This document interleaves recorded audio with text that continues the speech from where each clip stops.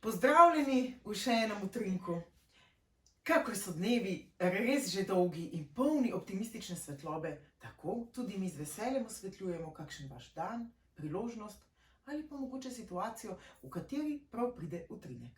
In kaj utrinek je? Morda najbolje, da najprej poprašam dr. Rebeko Prislen, snovateljico Alepi sveta. Utrinki so podani z namenom, da komu pomagajo, osvetlijo pot, dajo kakšen namig, napotek ali pa mogoče kakšen idejo, da razmisli in ceni vse to, kar je že dosegel. Če pa želi kaj spremeniti in mu utrinek koristi, je pa še bolje. In danes se utrinek imenuje Tvoja pot. Zato smo za gostjo povabili Anjo Leskovar, ki je po poklicu in zanimanju in strasti geografinja, ukvarja pa se z vsebinskim strateškom, oziroma ti si vsebinski strateg. Tako. Kaj to je? Naročnikom pomagam najti vsebinsko pot. Torej, kako se neke vsebine lotiti od začetka do konca, da bo dosegla svoj učinek. Super. Kaj pa so v bistvu največje ovire na teh poteh, na katere naletiš? Včasih pomanjkanje navdiha, ker je to zelo kreativno delo. In včasih v bistvu za to gre res največ energije. No? Poskušati najti nekaj novega, drugačnega, neko drugačno pot.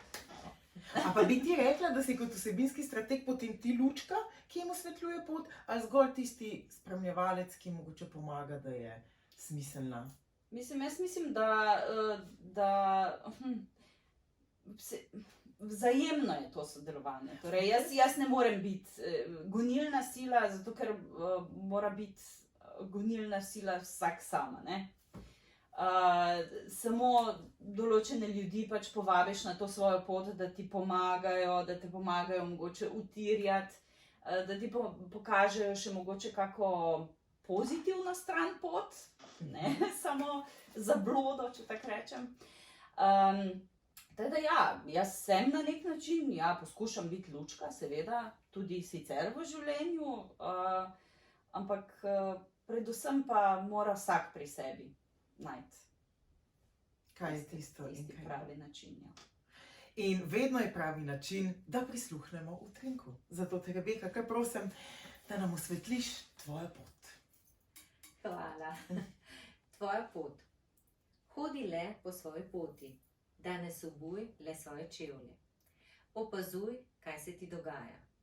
Ceni lepe stvari. Bodi ljubeč, ljubeča, prijazen, prijazna, iskren, iskrena. Tudi, ko ima slab dan. Vsak od nas ima boljše in slabše dneve. Zaupaj si, da zmoreš. Česa se veseliš na svoji poti? Bi kaj spremenil, spremenila? Kdo ti veliko pomeni? Saj veš, da nisi sam, sama. Ob sebi imaš veliko ljudi, ki te imajo radi. Deli z njimi svoje občutja in izkušnje. Ljubi sebe takšnega, takšno, kot si.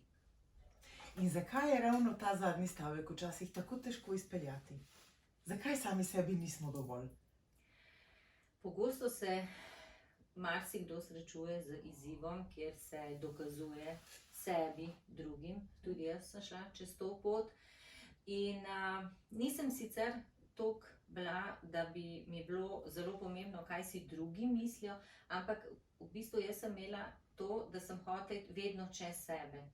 Ne vem, če si predstavljamo neko normo, zdaj moje delovanje 100%, jaz sem želela 120.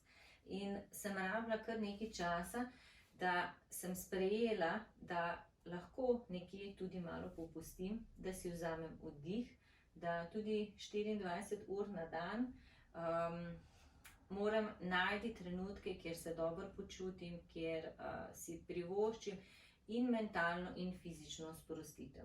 In na koncu, potem posledično sem prišla do tega, da sprejemam sebe točno takšno, kot sem. In takšni smo najlepši in najbolj žareči. In Rebeka vedno rada reče, dovolimo si uživati, dovolimo si ugotavljati, kaj je naša naslednja stopnica. Kaj pa, Anja, si ti najraje dovoliš? Ja, če bi bila zelo drzna, v narekovajih bi rekla, da si dovolim res v zadnjih letih res vzeti čas zase. Hkrati pa sem postala ful bolj prizanesljiva do sebe. To pomeni, da recimo včasih sem si zjutraj imela že dolg spisek, kaj vse bom naredila, in zvečer je seveda vedno bila potrtost, ker najmanj 30% tistega mi ni uspelo narediti. In pol je pač tako, kot pridejo na naši poti, ne, pridejo neka razsvetljenja, se mi zdi vedno, ko jih je pa fino slišati, sem si pa enkrat rekla, ok, zakaj si pa ne narediš malo manj načrtov, pa bo pol zvečer ful fajn, ker boš vse Dobrim naredila. občutkom šel A na ne? dan. Ja. In sem v bistvu začela bolj realne cilje sama sebi postavljati. Zdaj imam pa pač, seveda so pa vedno izzivi. In jaz sem včasih malo prezahtevna tudi do svojih otrok, še vedno sem prezahtevna do sebe, včasih sem do svojih naročnikov prezahtevna. Ampak to je tako kot pot, tako kot izbira neke poti, se mi zdi, da je tudi to proces. Ne moreš se odločiti, ok, zdaj bom pa 100% prizanesljiv do sebe in do vseh ostalih. Ampak pač se mi zdi, da že ko se zavedaš, da je treba malo zmanjšati intenziteto, da je že to veliko, a ne? Si že torej na pravi poti, si že v pravi smeri, ne? Zagotovo. In za določene poti, to se mi je zdaj utrnilo, potrebujemo zgolj neke lahke čeveljce, za določene gojzerje, spet za tretje poti pa petke. In logično je, da ko si nadenemo nove čevlje, rabimo vsaj nekaj korakov, da se sploh naučimo hoditi. Za naslednje sklepne korake našega utrinka pa seveda poprosim Rebeko. Glede na tematiko Tvoja pot, vam želim vsem, ki ste danes z nami,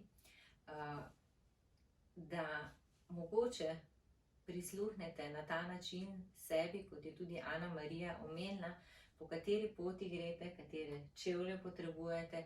Če so novi, da si dovolite kakšen korak stopiti, preden naredite kakšne zaključke. Pomembno pa je, da vedno delujete iskreno do sebe in iz srca. In prepričana sem, da ne glede, kaj se pogovarjamo, dogovarjamo, vse lahko se dogovorimo na en lep, spoštljiv način.